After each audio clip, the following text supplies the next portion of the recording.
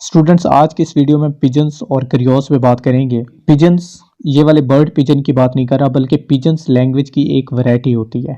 Variety का मतलब है एक यूनिक टाइप या डिस्टिंक्ट टाइप जो कॉन्टैक्ट की बेस पे फॉर्म होती है।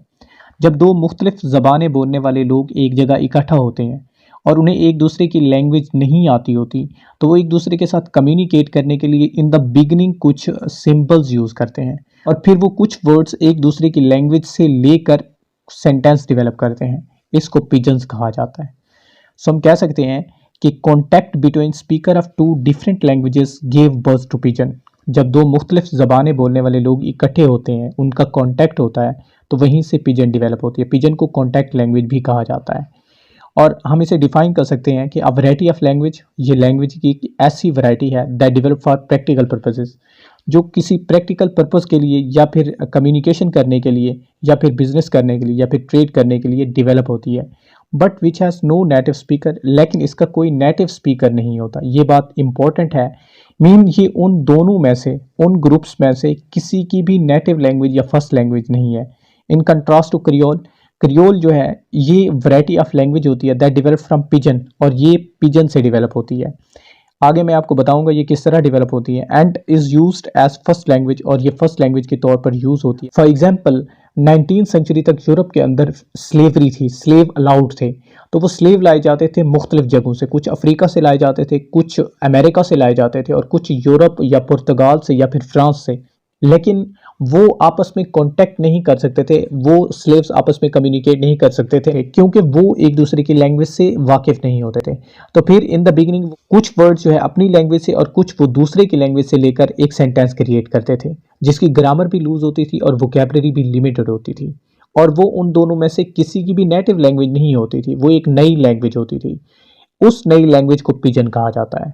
और फिर वो गुलाम जो है कंटिन्यूसली इस लैंग्वेज को यूज़ करते हैं, फिर उनकी आने वाली अगली नस्ल भी इस लैंग्वेज को यूज़ करती है। उनके बच्चे इसे as a first language use करते हैं, तो इसे क्रियोल कहा जाता है। आगे पिजन की क्वालिटीज़ में आपको ज़्यादा क्लियर होगा। Pidgin is a language with no native speaker. Pidgin ऐसी लैंग्वेज होती है जिसका कोई नेटिव स्पीकर नहीं होता, किसी की भी फर्स्ट लैंग्वेज नहीं होती। Two or more speakers of different cultures, दो मुख्तलिफ कल्चर से ताल्लुक़ रखने वाले लोग come in contact with each other, एक दूसरे के साथ कॉन्टैक्ट में आते हैं और वो एक दूसरे के साथ कम्युनिकेट करने के लिए लैंग्वेज डेवलप करते हैं, जिसे पिजन कहा जाता है। और it is merely use as a tool of communication. ये सिर्फ जो है कम्युनिकेशन करने के लिए ही यूज़ होती है, इसका कोई और पर्पस नहीं होता। फॉर एग्जाम्पल, ये एक्चुअली जो पिजन का वर्ड है, ये चाइनीज़ वर्ड बिजनेस की मिस प्रोनाउंसिएशन है। और आगे, Chinese started business with English on south port. Chinese ने इंग्लिश के साथ बिजनेस स्टार्ट किया और फिर एक लैंग्वेज जो है डेवलप की, जिसे चाइनीज़ पिजन इंग्लिश कहा जाता है। पिजन जो है ये दो लैंग्वेजेस का मिक्सचर होती है। इनकी इसके अंदर जो वर्ड्स होते हैं, वोकैबुलरी होती है, वो दोनों लैंग्वेजेस का मिक्सचर होती है। फॉर एग्जांपल, चाइनीज़ और इंग्लिश अगर है तो चाइनीज़ से कुछ वर्ड होंगे, कुछ इंग्लिश से होंगे। अगर नाइजेरियन लैंग्वेज से हो तो हम इसे नाइजेरियन पिजन इंग्लिश कहेंगे। अगर ये किसी और लैंग्वेज जैसे हवाईन लैंग्वेज है तो हम इसे हवाईन पिजन इंग्लिश कहेंगे। Very basic simplified grammar, grammar का कुछ ज़्यादा ख्याल नहीं रखा जाता। फॉर एग्जांपल, अगर चाइनीज़ स्पीकर ने कहना है थैंक यू तो वो कहेगा थैंक यू, या फिर अगर उसने कहना है बेस्ट प्लेयर तो वो कह सकता है बेस्ट प्लेयर। और पिजन लैंग्वेज स्टैंडर्ड लैंग्वेज नहीं होती, और इसकी एग्जांपल्स नीचे दी हुई हैं।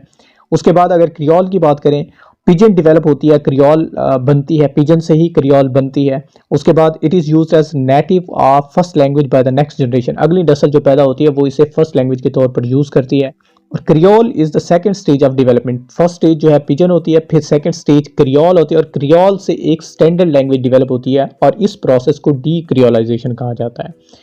उसके बाद एग्जांपल्स दी हुई हैं। हैटियन क्रियोल है, mixture of Hattie, French and African. और इसकी अगर आसान एग्जांपल दूँ तो उर्दू भी जो है ये as a pidgin language develop हुई थी, और ये मिक्सचर है तुर्किश, संस्कृत, पर्शियन लैंग्वेज का। अब ये स्टैंडर्ड लैंग्वेज बन चुकी है। हम इस प्रोसेस को डी क्रियोलाइजेशन कहेंगे। पहले उर्दू जो है वो पिजन था, फिर क्रियोल बना, और फिर वहीं से स्टैंडर्ड लैंग्वेज के तौर पर डेवलप हुआ। ये डेवलपमेंट ऑफ लैंग्वेज में पिजन और क्रियोल के कंसेप्ट इंपॉर्टेंट किरदार अदा करते हैं। That's all. Thank you so much.